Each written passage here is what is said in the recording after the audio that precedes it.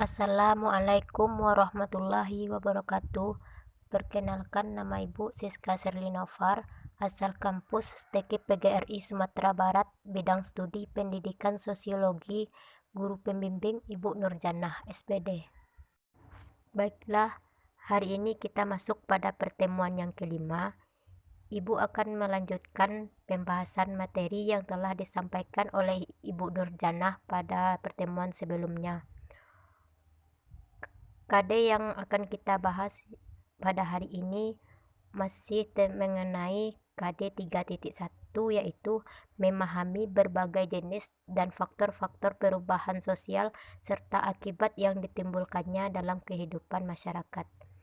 Indikator yang akan kita capai pada kali ini yaitu tentang yang pertama 31.4 bentuk-bentuk perubahan sosial, yang kedua 31.5 mengenai sebab-sebab perubahan sosial. Baiklah ananda semuanya, tolong disimak dan perhatikan materi pembelajaran kita hari ini, karena setelah pembahasan materi ini Ibu akan memberikan ananda tugas. Baiklah, kita mulai dari definisi perubahan sosial. Sebelum kita masuk kepada indikator yang akan kita capai, alangkah lebih baiknya kita harus tahu apa itu perubahan sosial. Perubahan sosial merupakan suatu perubahan yang terjadi pada lembaga-lembaga kemasyarakatan di dalam suatu masyarakat yang mempengaruhi sistem sosial, termasuk di dalamnya nilai-nilai, sikap-sikap, dan pola-pola perilaku di antara kelompok-kelompok dalam masyarakat. Salah satu contohnya yaitu dalam gaya berpakaian. Dahulu, masyarakat lebih cenderung memakai baju yang tradisional, akan tetapi sekarang sudah banyak terjadi perubahan dalam berpakaian. Pada saat sekarang, seseorang lebih menyukai baju yang bergaya kebarat-baratan serta lebih cenderung mengikuti tren. Oke, ananda semuanya, kita masuk pada pokok pembahasan kita hari ini. Yang pertama yaitu indikator 31.4 mengenai bentuk-bentuk perubahan sosial. Bentuk-bentuk perubahan sosial itu terdiri dari beberapa macam. Yang pertama yaitu perubahan sosial berdasarkan waktu. Perubahan sosial berdasarkan waktu ini terbagi menjadi dua macam. Yang pertama perubahan sosial secara lambat, yang kedua perubahan sosial secara cepat. Baiklah, kita bahas satu persatu. Yang pertama perubahan sosial secara lambat atau sering disebut dengan evolusi. Perubahan sosial yang terjadi dalam proses yang lambat dalam waktu yang cukup lama dalam memenuhi kebutuhan hidupnya. Contohnya, masyarakat pedalaman atau di pelosok yang dahulunya menolak masuknya teknologi, dan seiring berjalannya waktu mereka mulai menerima masuknya teknologi seperti listrik dan ponsel. Yang kedua yaitu perubahan sosial secara cepat atau bisa juga disebut dengan revolusi sosial. Perubahan sosial yang berlangsung secara cepat mengenai unsur-unsur kehidupan atau lembaga-lembaga kemasyarakatan. Contohnya terjadi perubahan revolusi pada sektor industri. Baiklah ananda semuanya, kita masuk kepada poin yang kedua yaitu perubahan sosial berdasarkan sudut pandang masyarakat. Itu juga terdiri dari dua macam. Yang pertama perubahan yang dikehendaki, yang kedua perubahan yang tidak dikehendaki. Baiklah, kita bahas yang pertama yaitu perubahan yang dikehendaki. Perubahan ini terjadi disebabkan adanya perencanaan atau perkiraan yang menginginkan akan adanya suatu perubahan. Contoh, dikeluarkannya peraturan perundang-undangan, adanya perubahan kurikulum untuk meningkatkan kualitas pendidikan. Yang kedua yaitu perubahan yang tidak dikehendaki. Perubahan yang tidak dikehendaki ini merupakan perubahan sosial yang ada di luar jangkauan masyarakat. Contohnya, adanya perpindahan masyarakat desa ke kota yang tidak terkontrol sehingga munculnya sikap individualisme. Baiklah Ananda semuanya, kita masuk kepada poin yang ketiga yaitu perubahan sosial berdasarkan pengaruh. Itu juga terbagi dua. Yang pertama, perubahan sosial kecil, yang kedua perubahan sosial besar.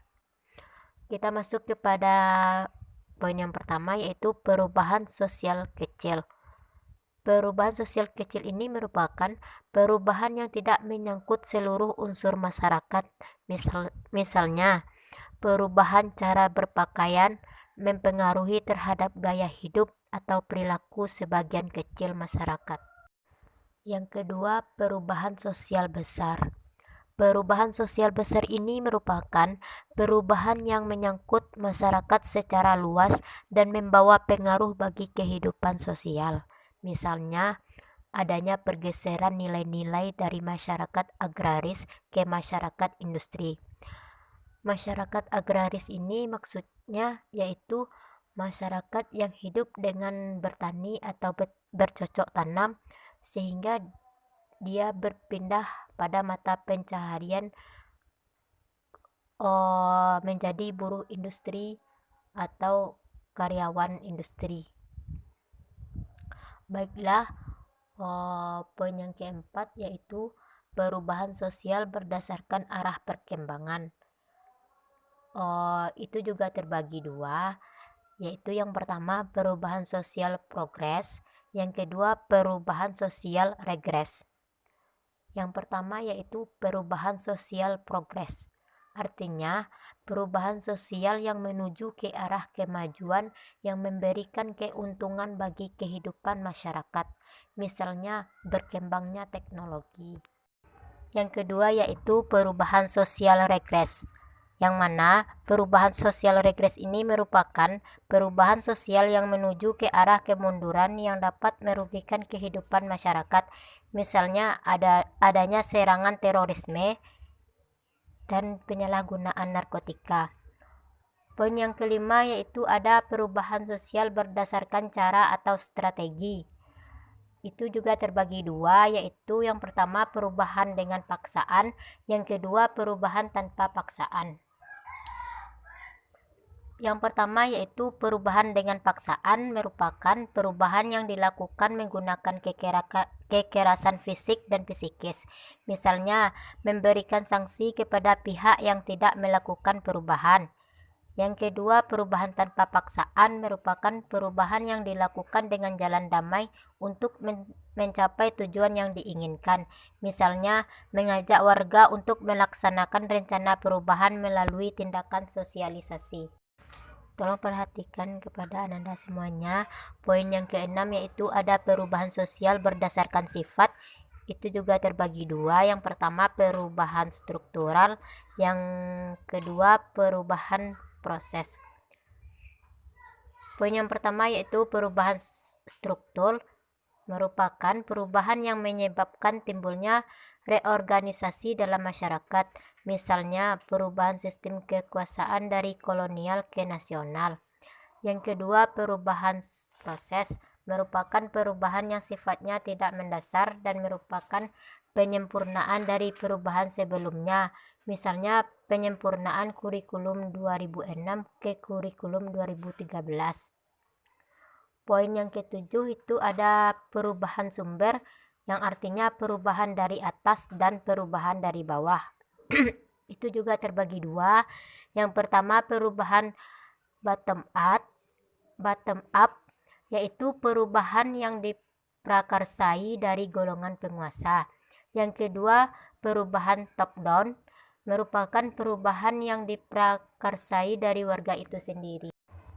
Baiklah Anda semuanya, kita masuk pada pokok pembahasan yang kedua, yaitu mengenai sebab-sebab perubahan sosial. Sebab-sebab perubahan sosial itu ada dua. Yang pertama sebab internal yang berasal dari dalam masyarakat. Yang kedua sebab eksternal yang berasal dari luar masyarakat. Poin yang pertama itu sebab internal terbagi dari 4 macam. Yang pertama yaitu ada dinamika penduduk, yang artinya pertambahan dan penurunan jumlah penduduk dapat mengubah struktur sosial dan demografi di masyarakat. Contohnya adanya program transmigrasi dan urbanisasi. Yang kedua, adanya penemuan-penemuan baru yang berkembang di masyarakat, baik penemuan yang bersifat baru atau discovery ataupun penemuan baru yang bersifat menyempurnakan dari bentuk penemuan lama atau invention. Berikut ini contoh penemuan baru pada bidang teknologi, yaitu perhatikan Anda semuanya. Ini ada beberapa contoh sebab internal dari perubahan sosial, yaitu karena adanya penemuan-penemuan baru pada bidang teknologi. Contohnya dalam penggunaan handphone, dulu orang banyak menggunakan handphone Nokia, tetapi pada saat sekarang orang lebih cenderung menggunakan handphone Android. Selanjutnya dalam mengelola sawah, dahulu para petani lebih cenderung membajak sawah dengan menggunakan cara yang tradisional, yaitu menggunakan kerbau. Tetapi pada saat sekarang telah mengalami kemajuan. Sekarang para petani sudah lebih menggunakan alat-alat yang modern, yang mana para petani membajak sawah dengan menggunakan mesin bajak. Selanjutnya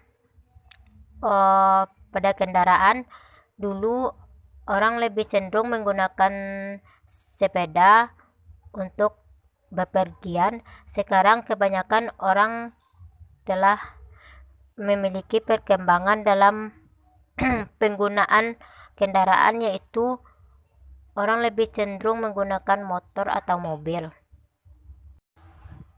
Selanjutnya yang ketiga, munculnya berbagai bentuk pertentangan atau konflik dalam masyarakat. Yang keempat, terjadinya pemberontakan atau revolusi sehingga mampu menyebabkan terjadinya perubahan-perubahan besar. Yang kedua, ada sebab eksternal yang berasal dari luar masyarakat. Yang pertama, adanya pengaruh alam atau bencana alam. Contohnya, terjadinya gempa bumi, tsunami, tanah longsor, dan lainnya, sehingga masyarakat akan kehilangan tempat tinggal dan masyarakat cenderung membangun tempat tinggal yang baru. Dengan adanya bencana alam, suatu masyarakat akan mengubah segala bentuk struktur dan juga sistem hidup yang direncanakan. Perhatikan Anda semuanya, ini ada beberapa contoh terkait penyebab terjadinya perubahan sosial yang dikarenakan karena adanya bencana alam. Contoh yang pertama itu ada yang disebabkan karena gempa bumi, sehingga rumah masyarakat banyak yang hancur dan masyarakat kehilangan tempat tinggal.